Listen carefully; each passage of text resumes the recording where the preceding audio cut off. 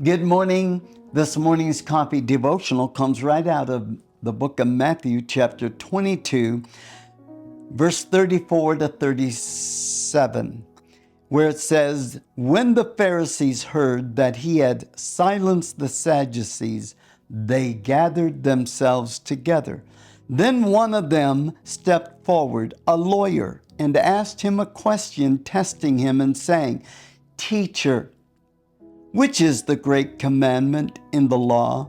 Jesus said to him, 'You shall love the Lord your God with all your heart and with all your soul and with all your mind. This is the first and great commandment. And the second is likened unto it. You shall love your neighbor as yourself.'" In other words, what is Jesus doing here? He is simplifying what religion had complicated. In other words, man turned religion into rules. Jesus brought it back to the foundation of love.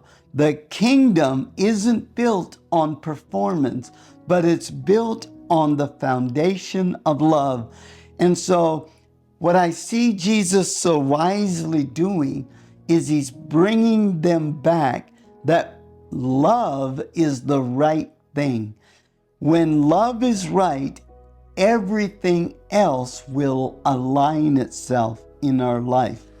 And so he shifts the focus from that of doing to rather that of being. This isn't about, in other words, checking off the boxes. It's about the condition of the heart and the motivation of the heart. In other words, you don't fulfill God's law by striving.